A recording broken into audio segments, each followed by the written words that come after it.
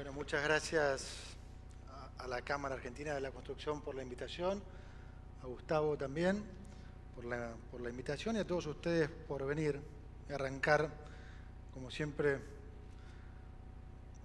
marcando de dónde venimos.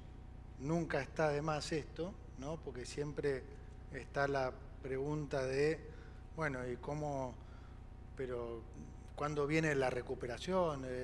¿Y cómo va a estar la gente? Cosa que es lo que más nos preocupa a nosotros y es la razón por la que estamos acá. Pero entendamos que 4 años más de kirchnerismo no nos llevaba a Alemania, nos llevaba a Venezuela, ¿sí? Entonces, el contrafáctico es ese.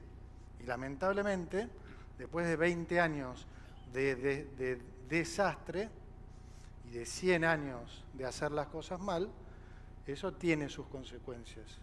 Y milagros no se pueden hacer. Y es una de las razones por la que la mayoría de los países trata de no hacer macanas. Porque después salir de esas macanas no es gratis, ¿sí? Entonces, como siempre dice el presidente, heredamos lo peor de las últimas 3 crisis, del Rodrigazo, de las hiperinflaciones del 89-90 y de la salida de la convertibilidad en el 2001. Piensen que cada una de esas situaciones terminó en crisis, ¿sí? Nosotros heredamos lo peor de cada una de esas. Y hemos evitado la crisis. Heredamos un déficit consolidado de 15 puntos, 5 puntos de déficit fiscal, 10 puntos de déficit cuasi fiscal, reservas negativas por 11.500 millones. Para los que se preguntan qué quiere decir esto quiere decir que no es que el Banco Central no contaba con dólares propios, no estaban los dólares de ustedes, los dólares de los depositantes también los habían vendido, ¿sí? Había 11.500 millones de dólares de reservas negativas.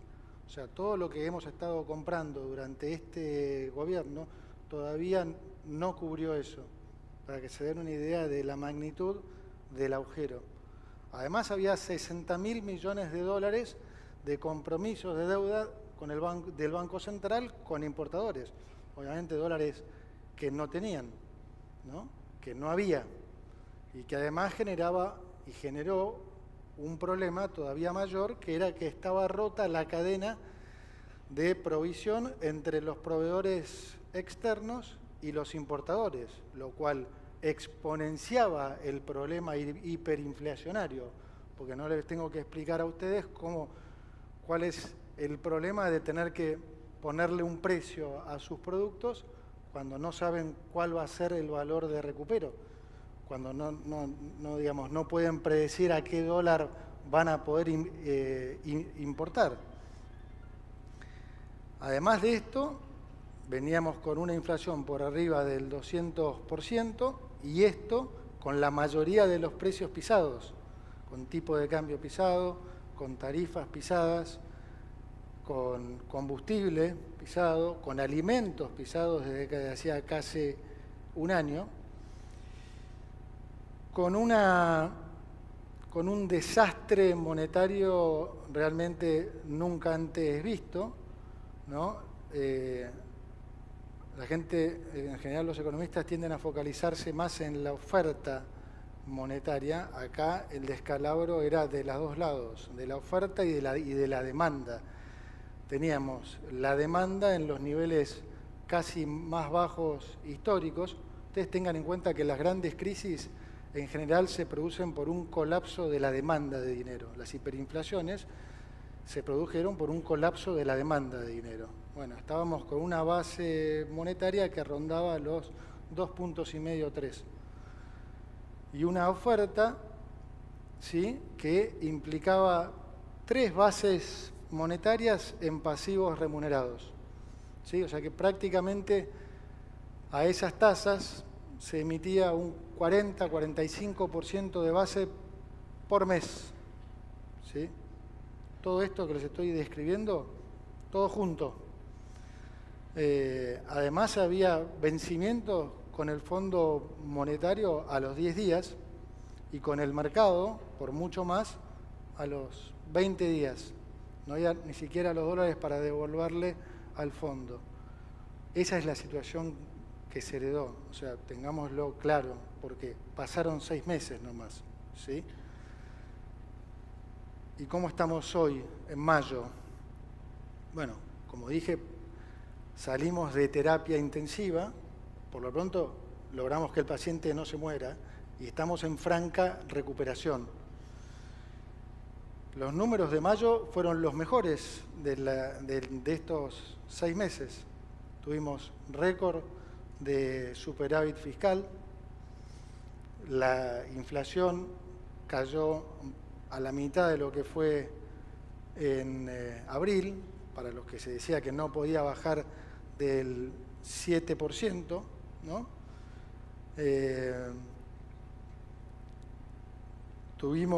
Empezamos a ver ya a partir de marzo a abril signos de recuperación que en mayo se profundizaron, ¿sí? El índice Construya creció 4,8, despachos de cemento 11,5, producción de autos y venta de autos subió un 5%,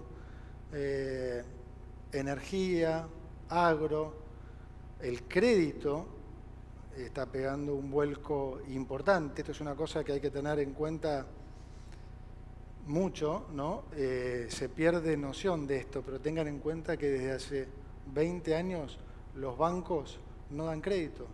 Lo único que hacen es tomar depósitos, darse vuelta y dárselos al Banco Central o al Tesoro. Como bien decía Gustavo, o sea, ¿cómo puede crecer un país sin crédito? Imposible, pero claro, más difícil es si todo el crédito siempre lo está absorbiendo el sector público. O sea, no estamos culpando a los bancos de esto. ¿Cuántos de ustedes querían tomar crédito a una tasa del 250? Y bueno, sí, claro, obviamente que nadie quiere exponerse a eso. Entonces, había que tomar medidas muy importantes, muy dolorosas en algún punto, pero que eran absolutamente necesarias, porque lo primero que teníamos que lograr era reducir la inflación y para eso teníamos que ir sí o sí a equilibrio fiscal, ¿sí? Y esto que parecía imposible, ¿sí? Que todo el mundo decía que no se podía hacer ni siquiera en 4 años, ni hablar en 1, y directamente reírse si alguien decía en el primer mes. Bueno, se hizo, se pudo, ¿sí? Y se empezaron a resolver también los otros problemas, los problemas monetarios y los problemas cambiarios, los problemas de distorsión de precios relativos, es decir, en estos 6 meses no solo se logró hoy una situación de superávit fiscal, superávit comercial, superávit de cuenta corriente, una baja de la inflación que, como siempre dice el presidente, venimos del 54% de inflación mayorista en diciembre, que equivale a un 17.600 anual, a una inflación mayorista de escasamente 3,5, que implica un 45-50 anual, que obviamente sigue siendo muy alta. Pero esto pasó en 6 meses, en un contexto en que además solucionamos en buena medida la distorsión de precios relativos, ¿sí? Tipo de cambio, alimentos, combustible y en una buena parte tarifas también. Bueno, digamos que los resultados creo que los que se han llegado hoy eran impensados para cualquier persona, para cualquier economista en Argentina y en el mundo.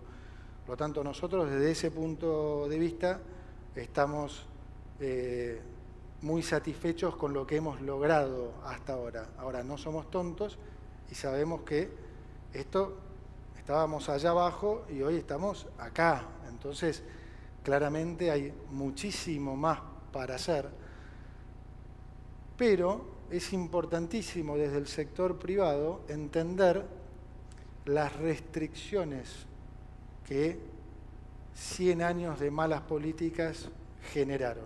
Y es importante entender, para mí, que ustedes entiendan desde el sector privado el juego que hace el sector público. Hoy me preguntaban en gabinete, sí, qué raro, ahora que digo, mejoró todo, solucionamos el tema del swap con China, está pasando la ley base, la inflación más baja de los últimos casi 2 años, mejor mes de superávit, y sin embargo hay, digamos, mucho más ruido. No sé si ustedes por lo menos notan eso, digamos, poniendo toda la carne, la oposición, toda la carne en el asador. ¿Por qué pasa eso? Es justamente por lo que acabo de decir, porque la situación mejoró radicalmente. Y hay una buena parte de la oposición, como siempre digo, gracias a Dios, no toda, gracias a Dios tenemos legisladores responsables, pero hay una buena parte de la oposición cuyo único objetivo es volver a ser gobierno para seguir con las mismas prácticas que han tenido todos estos años. Digamos, ¿cómo puede llegar, cómo puede volver el kirchnerismo al poder? ¿Convenciéndolos a ustedes que ellos saben gobernar? ¿Me puedo reír un poco? O sea, gobernaron 16 de los últimos 20 años y destrozaron el país, lo que no destrozaron se lo llevaron, y ellos que se supone que pueden volver a gobernar. Entonces, ¿cuál es la única forma que pueden volver? Convencerlos a ustedes que los que vienen son igual de malos que ellos, de la misma manera que intentaron siempre hacerlo con la corrupción. Los tipos más corruptos, con todo probado, tirando bolsos, probando que se llevaban cientos de millones de dólares. Entonces, ¿qué tienen que hacer? Ensuciar al otro, porque ellos no tienen nada para probar, ¿sí? Hay evidencia empírica que muestra que son un desastre. Entonces, la única alternativa que tienen es hacer daño, y eso es lo que tratan, ¿sí? Por eso las cosas que se están viendo, por eso las cosas que se dicen, y por eso la paradoja esta de que en el mejor mes es cuando más ruido se escucha. Piensen ustedes que al principio, como ni se les cruzaba por la cabeza que 6 meses después podíamos estar acá, casi que se mataban de risa, comían pochoclos y se autofilmaban, diciendo, estos pavos se van en 2 o 3 meses. De repente se encontraron con la situación actual y dicen, bueno, muchachos, hay que poner toda la carne en el asador porque esto está mejorando en serio, no puede pasar. No podemos no controlar este negocio por 4 años o eventualmente 8. No podemos. Entonces, todos estos ataques, y les puedo dar ejemplos que espero que ustedes los noten, ¿no? Dentro de los ruidos hablan de el tipo de cambio. Se escapa el tipo de cambio porque se fue a 1.300. Llegamos con un tipo de cambio nosotros en 1.180. O sea, subió un 10% en 6 meses. Al gobierno anterior, el tipo de cambio se le fue de 60 a 1.200. ¿Sí? A estos 1.180. O sea, subió 20 veces. No hay más periodistas llorando en televisión. En esos 4 años se le fue la sensibilidad social a los periodistas, e incluso les alcanzaba, con el dólar a 1.000, les alcanzaba la plata para viajar con sus familias a Qatar a ver el Mundial de fútbol. Ahora es un tema porque el dólar en 6 meses se movió 10%. Bueno,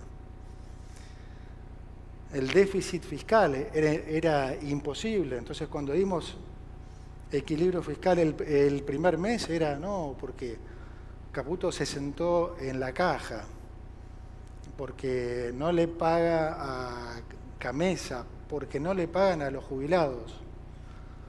Voy a hacer una pregunta y quiero que honestamente levanten la mano. ¿Cuántos de ustedes, de los que están acá, saben que desde que asumió Milei las jubilaciones subieron 4% en términos reales? No veo ninguna mano levantada. Se lo vuelvo a decir, desde que asumimos, las jubilaciones subieron un 4% en términos reales. En dólares, 100% prácticamente. En el gobierno pasado perdieron prácticamente 24% en términos reales. No le preocupaba a nadie los jubilados en ese momento. Nadie quería cambiar la fórmula, nada. Ahora que están recuperando, mandan nuevas fórmulas para cambiarlo urgentemente. ¿Qué quieren? Pegarle al equilibrio fiscal, desestabilizarte. Ahora, no es fácil la comunicación de esto, porque muchos, si yo digo esto, muchos dirán, bueno, muchachos, comuníquenlo más. Sí, es cierto, tenemos que hacerlo, pero ¿saben cuál es el problema que no se ve tan fácilmente desde el sector privado? Nosotros, mientras tanto, trabajamos. O sea, yo me levanto a las 6:20, estoy 7:30 en la oficina, me voy a las 10. No somos un ejército de 1000. Del otro lado tenés toda esta gente que no labura. Lo único que labura es en intentar desestabilizarte. Entonces van instalando cosas, porque el objetivo es ese. Y ustedes los escuchan a 1, a 2, 3, y esas cosas van entrando, ¿sí? El ejemplo de los jubilados es un ejemplo, para mí, bien gráfico de esto, pero el tipo de cambio, ni hablar, y puedo seguir. Decían también lo de Camesa, ¿no? Pero el déficit fue porque no le pagó a Camesa, no le pagamos a Camesa, no solo le pagamos a Camesa, sino que le pagamos la cuenta del gobierno anterior. El que no le pagó a Camesa fue el gobierno anterior, ¿sí? Yo tuve que pagarle la energía generada durante agosto y septiembre del año pasado, cash, 500 millones, así, pum. Y le siguen metiendo en la cabeza a ustedes, no, lo que pasa es que no le pagaron a Camesa y demás. Es lamentable, pero es así.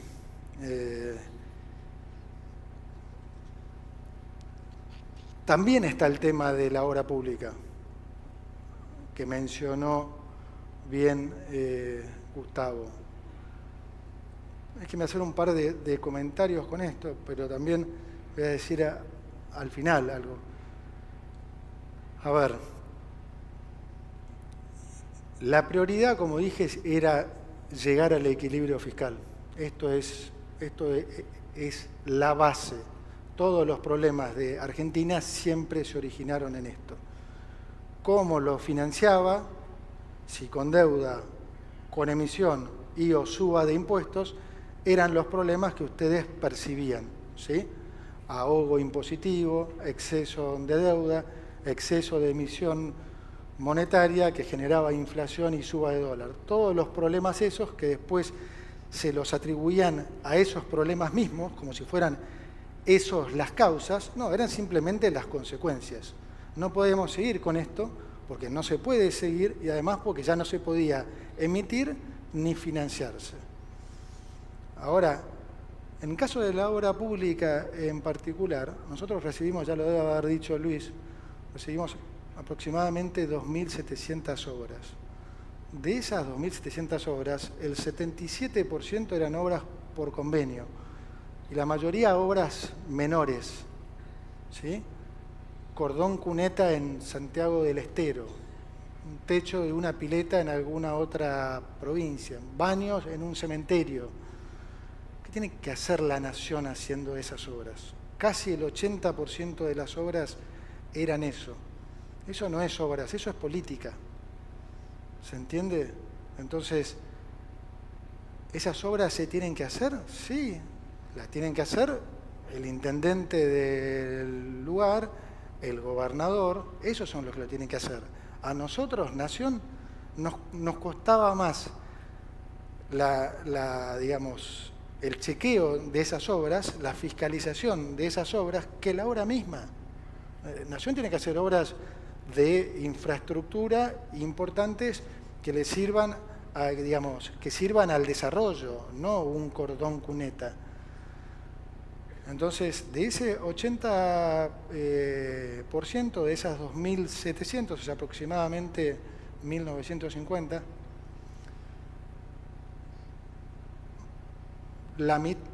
la mitad, unas 900, ya se las llevaron las provincias mismas. La mitad prácticamente apenas si se había empezado. La otra mitad vinieron las provincias a afirmar que se las llevaban a terminarlas, porque algunas eran obras, digamos, más importantes. La mayoría ya estaba avanzada al 60, 70, incluso 80%. Las provincias se están emprolijando fiscalmente también, ellos también están haciendo su trabajo, entonces empiezan a ver los frutos de eso. Se está generando un cambio de conciencia en eso. Yo me he juntado con muchos gobernadores de la oposición, no kirchneristas, peronistas, hago la diferencia, porque para mí el peronismo no es el kirchnerismo, y están todos realmente mucho más contentos, porque ven que, digamos, alguno hasta me dijo lo mismo que están haciendo con nosotros estamos haciendo con los intendentes, y está funcionando, y hay mucho más eficiencia, y tienen plata, y muchos están en superávit financiero también. Y esa es la única forma de mejorar. O sea, lo demás es todo lo que intentamos durante todos estos años, en particular los últimos 20. Y por obvias razones no lo aplica en ningún país, porque es un método estúpido que solamente a algún ridículo se le pudo haber ocurrido que podía funcionar. Y con algún cuento, con algún buen cuento, se lo hizo creer a alguna gente, y con el hecho este de hacer política, que no es otra cosa que repartir plata, eso es para muchos hacer política, ¿no? Es un negocio de, como digo siempre, de miles de millones, que entonces si vas a hacer desastre, lo que necesitas es que no hablen. Entonces vamos a darle a los jefes sindicales tantos planes para que se puedan llevar plata, vamos a hacer fondos fiduciarios, vamos a hacer diferentes, a los otros ustedes, ¿qué es lo que necesitan? Plata para... No quiero dar ejemplo porque si no va a ser demasiado evidente, pero digamos, y entonces todos más o menos callados siguen con el juego. ¿Y quiénes lo pagan? La gente lo paga. Y eso es lo que ha venido pasando, y lo digo de vuelta para que se tome conciencia, porque van a machacar con estas cosas, van a machacar porque están asustados y entonces necesitan generar ruido. Entonces, remarco todas estas cosas. Se hablaba también de la calidad del ajuste. La calidad del ajuste, la primera cosa que me dijo el presidente fue ir a déficit cero protegiendo a los más vulnerables. Y eso fue lo que hicimos. Y protegiéndolos con la plata que les llega directo a ellos, ¿sí? La tarjeta alimentar, la asignación universal por hijo, subió 335%, o sea, subió casi 100% en términos reales. La tarjeta alimentar subió 135%, el plan 1000 días 1200%, ¿sí? O sea, claro que tuvimos en cuenta a los más necesitados. Se hizo fundamentalmente teniéndolos en cuenta. Después se decía, no, bueno, pero bajaron la inflación por la recesión. Mirá vos, los 6 meses del año pasado entramos en recesión. Ayer salieron los números del primer trimestre, que es el, digamos, el pico de la recesión, ¿no? A partir de abril las cosas empezaron a recuperar. El número desestacionalizado, o sea, primer trimestre del 2024 versus último trimestre del 2023, la economía cayó 2,6%. El cuarto trimestre del 2024 versus el tercero del 2023 cayó lo mismo, cayó 2,5%. Ahora, ¿cómo fue la inflación en el cuarto trimestre del año pasado? Se fue a 12,8% en noviembre, 25,5% en diciembre, 54% la mayorista. O sea, con el mismo nivel, digamos, de retroceso, la inflación explotó fin del año pasado y nos encaminábamos a una hiper, ¿sí? Nosotros con el mismo número estamos ahora en una inflación rondando el 4%. ¿Es casualidad eso? No, es causalidad. Es la primera vez que se hacen los deberes. Y cuando se hacen los deberes, los resultados se dan. No fue una casualidad que a Argentina le fue mal estos 20 años. No hubo ningún complot contra Argentina. Es que se quiso implementar un modelo, como digo, absurdo, que está absolutamente probado a lo largo de la historia que no puede funcionar. Y por si había alguna duda, lo pusieron en práctica acá durante 16 años y destrozaron todo, ¿sí? Entonces, ¿cuál es la realidad? Que los resultados se están consiguiendo por el esfuerzo que está haciendo toda la gente y por la convicción que tiene este presidente en un modelo que va a cambiar el país. Y eso es lo que va a pasar. Y ese es un mensaje que a mí también me gustaría transmitirles. Piérdanle el miedo a esta poca gente que, digamos, que quiere entorpecer todo. La mayoría del país es gente de bien, que quiere que al país le vaya bien, que está dispuesto a hacer las cosas que hay que hacer, y sigue el fantasma ese de, oh, no los van a dejar gobernar, los Beviloni, los sindicalistas, los senadores, tienen solo 7... Bueno, habrá elecciones dentro de un año y se mejorará. No puede ser que 200 tipos puedan tener de rehenes a tantos millones de argentinos. No se coman ese cuento. Digamos, sí hay una cosa que hay que internalizar, que es que el sector privado tiene un rol en esto mucho más importante tal vez de lo que cada uno de ustedes cree. ¿Sí? Hablo a nivel de ciudadano incluso. Las decisiones individuales de cada uno de ustedes son las que van a determinar cuán rápido y cuán fuertemente salgamos de esta crisis. No va a ser de ahora en más desde el sector público. Nosotros vamos a acompañar, pero la mayor parte del trabajo se hizo. Lo más difícil se hizo. Eso que parecía imposible, que todos decían que no se podía hacer, se hizo. Y se hizo en tiempo récord. Ahora, ya sé que a todos les gustaría ver baja de impuestos. Ya sé que a todos les gustaría ver obras de infraestructura. Déjenme explicarles esta parte. Ese es el costo de todo lo que se hizo mal todas estas décadas. Los que hacemos política económica en Argentina no tenemos los mismos grados de libertad que un país desarrollado, que un país europeo. ¿Por qué? Porque ellos tienen credibilidad. ¿Por qué nosotros quisimos ir a déficit cero desde el día 1? Porque si yo hubiera hecho la promesa, no me hubiera creído nadie. Nos porfían ahora, aún con 5 meses de superávit. ¿Se entiende? Entonces, si no mostrabas resultados, nadie te iba a creer. Entonces, ¿por qué digo que es importante que se entienda esto? Porque estamos en un proceso que el sector privado lo puede convertir en tremendamente virtuoso, porque hay una combinación de factores que se está dando que yo me animo a decir no se va a dar nunca más en la vida. Yo seguro no lo voy a ver y probablemente la mayoría de los que estamos acá.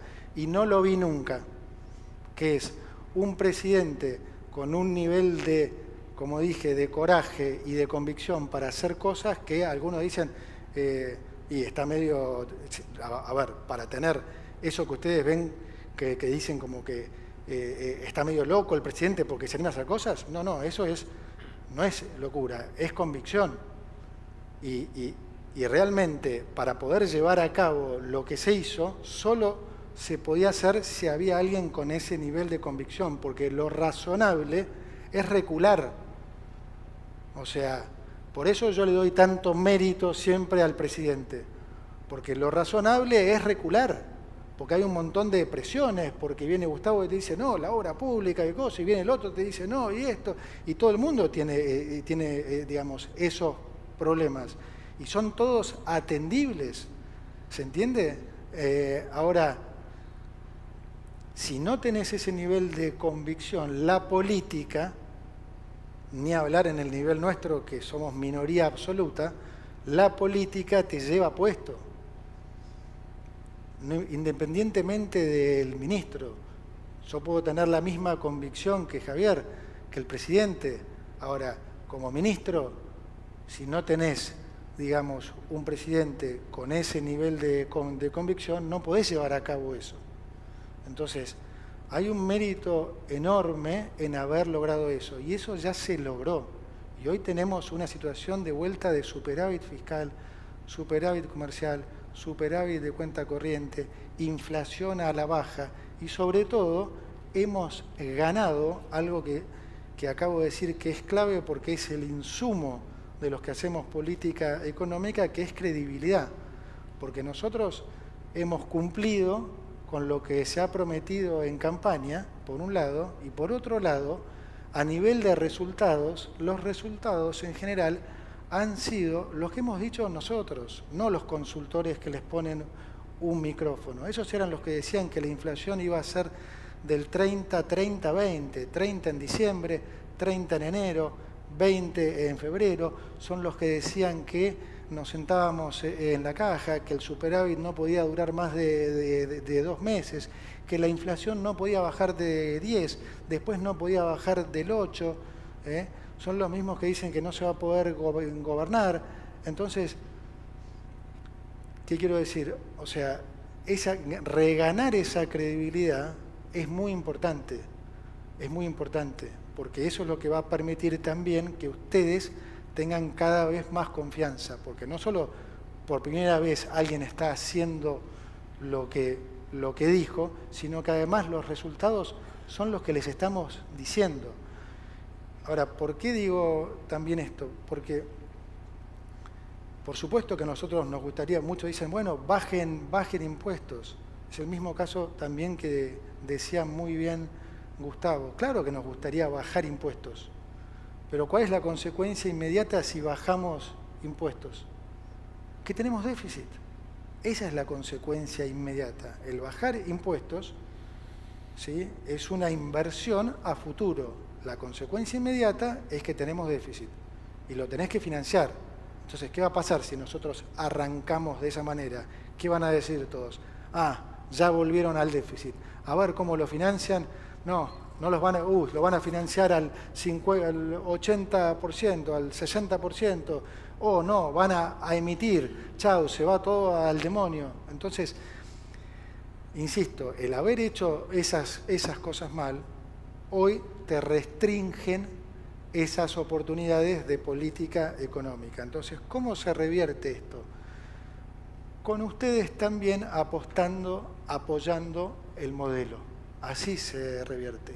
Confiando en que los que estamos acá, que estamos 100% por vocación de servicio y con un presidente que tiene toda la convicción, entonces ustedes tienen que saber que donde la economía empiece a crecer, nosotros les vamos a devolver esa plata en baja de impuestos. Ahora tienen un blanqueo tributario y también de capitales. Es una oportunidad histórica para que regularicen las situaciones de sus empresas, las situaciones de sus empleados y sus situaciones personales.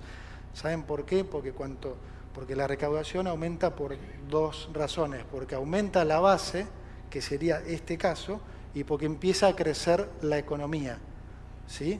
Si nosotros logramos eso, cosa que podríamos lograrlo rápidamente, si efectivamente, digamos, mucha gente se compromete con esto, inmediatamente ustedes se los vamos a devolver en baja de impuestos. O sea, no va a haber sido un costo. porque como ya estamos en equilibrio, si hacemos eso, naturalmente, rápidamente vamos a estar en superávit y rápidamente vamos a estar en condiciones de bajar impuestos. Les voy a decir algo, si esto comienza ahora y nosotros, digamos, seguimos en este proceso y se convierte en un círculo virtuoso, créanme lo que les digo, al final de nuestro mandato nosotros vamos a haber reducido el 90% de los impuestos que hay hoy en Argentina. El 90%.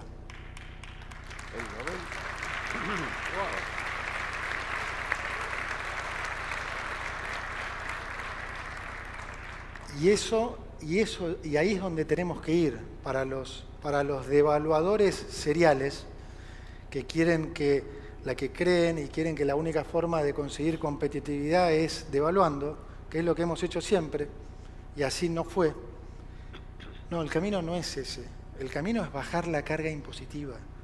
El camino es bajar fuertemente la carga impositiva. Argentina necesita bajar, digamos, el 90% de los impuestos, de los cuales algunos son, o sea, ustedes los padecen, no se lo necesito decir, o sea, ¿a quién le tengo que venir a explicar lo que implica pagar ingresos brutos, el impuesto al cheque, el doble IVA, o sea, la cantidad de todas las cosas que ustedes padecen? Entonces, el camino es ese y la llave la tiene de vuelta cada uno de ustedes. Yo les pido, sepan que en serio de nuestro lado, como siempre digo, y creo que ya poca gente duda de eso, el compromiso siempre va a estar y vamos a cumplir exactamente con lo que decimos. Si nosotros podemos convencerlos a ustedes de que realmente también se comprometan con el modelo, todos nos vamos a sorprender de los resultados y realmente de acá a 4 años vamos a estar hablando de otra Argentina y de unas perspectivas que no nos imaginamos nunca. Así que nada, los invito de vuelta, como siempre digo, a todos a que nos acompañen, a que sepan que ustedes cada uno tienen esa llave para llevar el país al crecimiento. Y que entre todos vamos a lograrlo. Así que muchas gracias a todos.